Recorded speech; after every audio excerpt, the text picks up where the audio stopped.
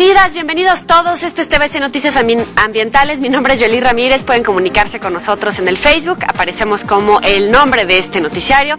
En Facebook y en Twitter aparezco por mi nombre completito. Y a través de YouTube también pueden descargar este noticiario. Comenzamos.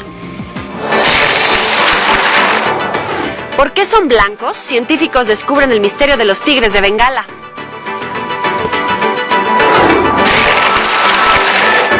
Regresan a China, pandas gemelos que nacieron en el zoológico de Madrid, España. Pena máxima. Por primera vez en Baja California Norte procedió una denuncia contra el maltrato animal. Limpieza a fondo. En Chiapas, el cañón del Sumidero por fin estará sin basura. Infierno en la India. Las altas temperaturas están haciendo la vida cotidiana mucho más difícil.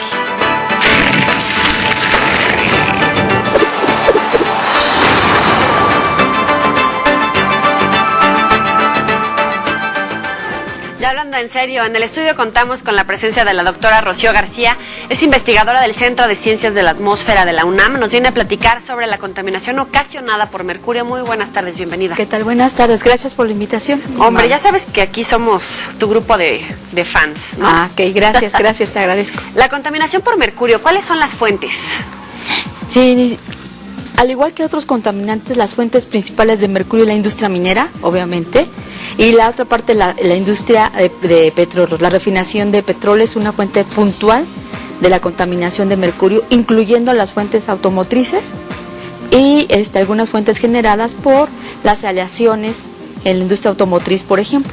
A ver, por ejemplo, de las minas, ¿cómo es que logra trasladarse del subsuelo y llegar? Déjame hacer una reseña primero. ¿Qué es el mercurio? El mercurio es un elemento, el único en la atmósfera que a condiciones de presión y temperatura, 25 grados centígrados y una atmósfera de presión, es líquido. Entonces, este elemento en las minas lo conocemos como el cinabrio, que es el sulfuro de mercurio. Okay. No es precisamente que se traslade, sino muchas de la explotación minera dejan a cielo abierto bocaminas o algunos jales que se quedan ahí por la sobreexplotación de otros minerales, y esos son los que quedan a cielo abierto.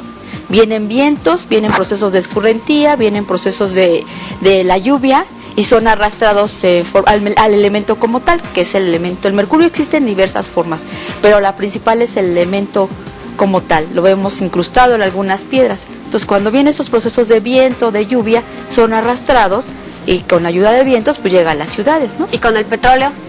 En el caso del petróleo es un proceso de refinación, precisamente el petróleo, todos los derivados de los hidrocarburos, además en el proceso de destilación y en el proceso de procesamiento hacia las gasolinas y diésel y todos los derivados del petróleo, viene el mercurio. Es un componente principal. Yo creo que el 90% del mercurio, de los componentes de las gasolinas es mercurio, así como todos aquellos de los hidrocarburos, además del azufre, el plomo y otros elementos.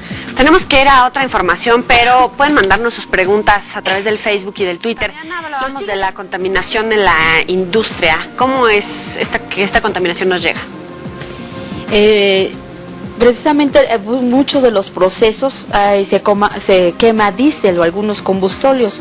Entonces, en este proceso de combustión es como se emite el mercurio, y no solo una serie de metales pesados, pero hoy nos estamos enfocando a mercurio por el nivel de toxicidad que este origina, ¿no? Y el mercurio no es un elemento que esté de moda, se ha estudiado por mucho tiempo, pero lamentablemente no es uno de los metales que se esté monitoreando.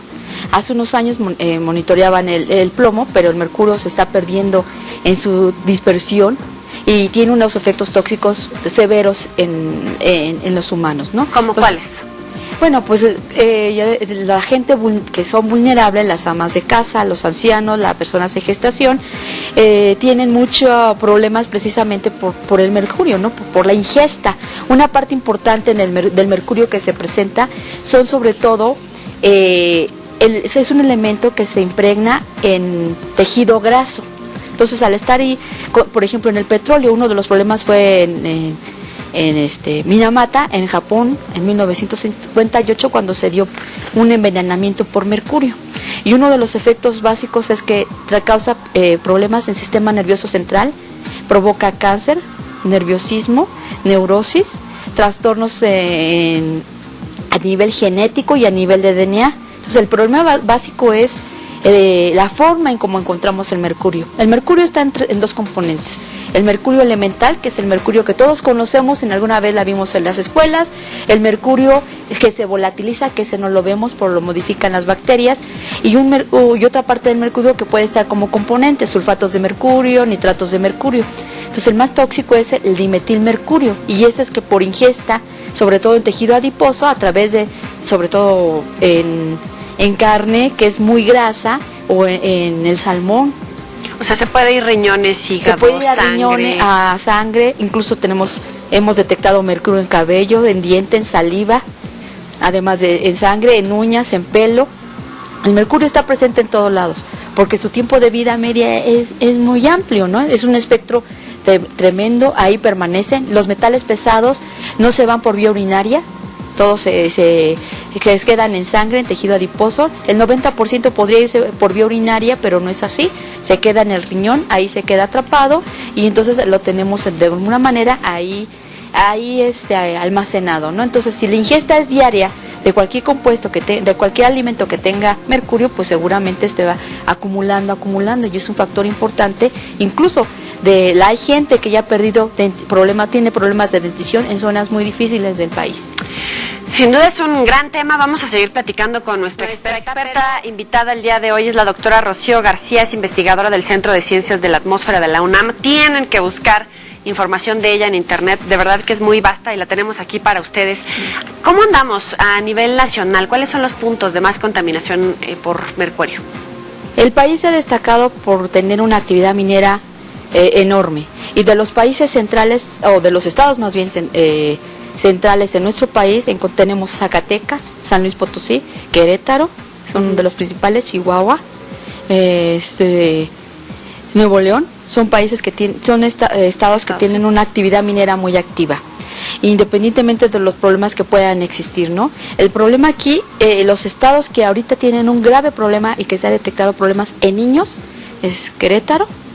Estamos en San Luis Potosí trabajando, y ahorita actualmente tenemos un proyecto en Taxco de Alarcón, Guerrero, donde hemos encontrado que el agua que la gente está consumiendo tiene niveles de mercurio que no podemos definir que son niveles que pueden tener un efecto grave, pero lo que hace un momento platicábamos es que es el tiempo de acumulación, ¿no? Que no se va por vía urinaria. Entonces tenemos 3 problemas, puntos rojos en nuestro país que debemos de abarcar.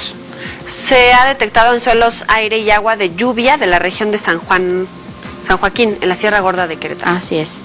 Nosotros tenemos trabajando con un grupo de colaboradores de allá, del campus de la Universidad de Querétaro y de geociencias también de la UNAM.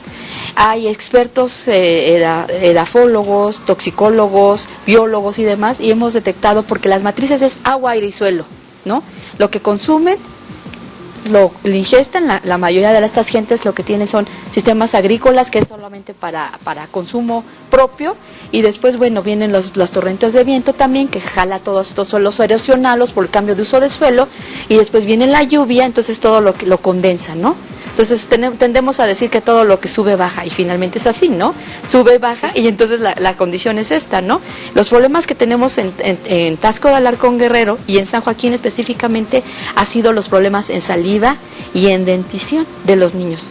Hemos encontrado mineros que aún sobreviven, porque el boom del mercurio en la región de San Joaquín se dio en 1945 con la Segunda Guerra Mundial. El mercurio era utilizado para cuestiones bélicas. Entonces, en 1985 se cerraron las minas en San Joaquín, y bueno, los señores se buscaron otra actividad. El problema es que todas estos, que ya decía anteriormente, la parte de las bocaminas y los jales, pues están ahí viene vientos y se lleva todo. Entonces, los problemas de dentición están enfocados en niños entre 4 y 8 años. Hay que ponerle atención a los pequeñitos. Ahorita nos va a explicar cómo se hacen estas. Y seguimos en esta entrevista con la doctora Rocío García. Es investigadora del Centro de Ciencias de la Atmósfera de la UNAM. Hablábamos acerca de cómo está afectando la salud de las personas los niveles de mercurio. ¿Cómo es que empezaron a detectar estos niveles? ¿A través de qué tipos de pruebas? El mercurio es un elemento que tiene una misma afinidad por el calcio, por ejemplo. Entonces, aquellos que saben química conocen que tiene una fórmula específica de 2+. Entonces, el calcio también es 2+. Entonces, el cuerpo no lo reconoce y lo sustituye. Entonces el calcio, hablemos de dientes, lo sustituye y entra el mercurio. Entonces por eso los dientes se van descalcificando, porque hay un desgaste, hay una pérdida de calcio y está siendo incorporada este elemento como el mercurio, aunque el cuerpo no reconoce quién es cuál, ¿no? Entonces el hecho de que hay una ingesta alta por mercurio, por eso los dientes de los niños los sustituye y se van disminuyendo, se va mermando. ¿Cómo se detecta? Bueno, los niños han tenido pérdidas rápidas, niños menores de 6 años han tenido pérdida de parte de sus dientes. Ahí hablamos de dientes permanentes y dientes deciduos. Los dientes de los niños, que les llamamos de leche, por una información común, son los dientes deciduos. Entonces estos han tenido pérdida antes de los 6 años de edad, que es comúnmente cuando se pierden, ¿no? Y además la coloración al perder el calcio se pierde esmalte y entonces la coloración es negra. Entonces la gente dice que tiene algunas picaduras o tiene caries y cuando se hace ya un análisis específico del elemento por análisis químico, se da uno cuenta que no es una caries, sino es el elemento que está sustituyéndose por el calcio. Muy bien, tenemos que ir a otra. ¿La contaminación que está generando el mercurio ya se considera como un problema de salud pública? Así es. El problema no es fuerte, no es un problema ajeno a nuestro país. Hay una red de monitoreo a nivel global e internacional, digamos, que está considerado, incluso la UNESCO, en la ONU se ha hablado sobre el tema sobre mercurio, porque además la NOAA, que es un organismo internacional que monitorea mercurio, ha destacado muchas veces que es importante el monitoreo continuo. Y en este momento no tenemos la infraestructura para hacer un monitoreo en red y en situ. Entonces, en México no se tienen registros solamente del monitoreo que se ha hecho en diversos lugares, y tenemos solamente hay estudios aislados como los que estamos nosotros llevando a cabo, los que están llevándose a cabo en Nuevo León, en Zacatecas, en San Luis Potosí. Y es un problema porque ya se han detectado casos específicos y te comentaba, ¿no? Las regiones estas en las cuales nosotros hacemos nuestros estudios. ¿Qué sentido tiene ir ahí si la gente no presentara un problema, ¿no? Entonces debe haber un vínculo entre sociedad, entre el área de investigación, la ciencia y el gobierno federal, ¿no? ¿Y les prestan atención a través de las políticas públicas para generar recursos de investigación, para generar recursos obviamente de prevención de la salud, del cierre, por ejemplo, de las empresas contaminantes, o que tomen cartas en el asunto para delimitar y de alguna manera también reducir la contaminación? Bueno, ya está considerado, de hecho ya está en varios lugares, las zonas mineras están algunas, sobre todo el mercurio, que te decía de cuestiones bélicas, ya está considerado, no debe usarse. Ya existe una ley que impide el uso y la sobreexplotación de mercurio en estas zonas, porque precisamente por cuestiones bélicas lo tienen ahí considerado, ¿no? Los recursos en la cuestión pública, bueno, la UNAM tiene una serie de programas de apoyo y los investigadores tenemos la responsabilidad académica y con la sociedad de poder llevar a cabo esos estudios. También se ha puesto hincapié en algunas instituciones públicas, por ejemplo, en el Instituto Nacional de Enfermedades Respiratorias, los hospitales, los médicos, el Seguro Social. Ya existe algún apoyo, ¿no? Porque el impacto ha sido muy fuerte. Muy bien, doctora. Su tema de investigación es sobre todo en el mercurio y cómo está afectándonos esta contaminación. ¿Cuáles son los logros que ha alcanzado a través de este proyecto? Actualmente estoy desarrollando un proyecto al cual he nombrado Distribución y Migración de Mercurio en Aerosoles Atmosféricos y Lluvia. Este estudio me ha dejado, grandes satisfacciones. Tenemos un vínculo muy estrecho con la gente de la Facultad de Ciencias de la Tierra de Guerrero, donde estamos empezando a trabajar sobre este proyecto. Ya tenemos algunos datos considerados ahí. Hay otra persona que es la doctora Marilena Calderón, que trabaja la parte de toxicidad. Entonces estamos conjuntando esfuerzos para tener estos datos. ¿Qué estamos haciendo? Bueno, tenemos los resultados previos que se tienen son de lluvia, resultados previos del efecto tóxico, y entonces en este momento lo que estamos haciendo con el proyecto, ya aparte de la recopilación de datos, es saber qué soluciones le vamos a dar para evitar la contaminación en agua y la contaminación en suelos por mercurio.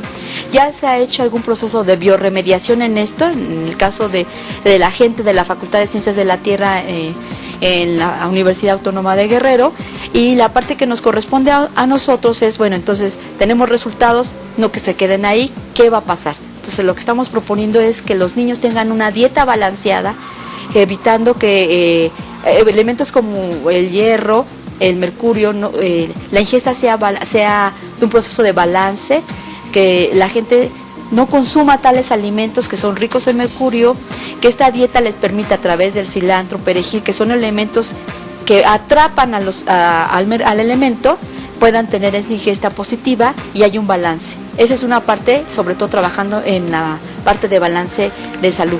Y la ¿Qué otra otros parte, objetivos tienen? uno de los objetivos es, aparte de mostrar los resultados y que no se queden solamente ahí en resultados, es tratar de evitar la explotación y que los mantos freáticos sean contaminados por estas minas que todavía siguen siendo de alguna manera en explotación. Independientemente que ya hayan sido el mercurio, que se evite la explotación, hay áreas clandestinas y se sigue haciendo este proceso. Entonces creo que las autoridades gubernamentales deben de tener mayor interés y deben de tomar medidas rígidas que impida que la gente clandestinamente tenga un proceso de explotación. Entonces es importante establecer ahí la relación entre la ciencia con los tomadores de decisiones. Doctora Rocío García, investigadora del Centro de Ciencias de la Atmósfera de la UNAM, muchas gracias por estar aquí con nosotros, como siempre. Gracias. Una distinción este programa. Gracias a ti y agradezco a tu público. Y bueno, ya vamos a compartir públicos con sus alumnos. Y vámonos a la siguiente. Se acabó el tiempo, pero como siempre los invito a que me escriban a través del Facebook y del Twitter y me digan qué tipo de contenidos quieren ver en este noticiario. Nos vemos mañana a la misma hora. Pásenla muy bien.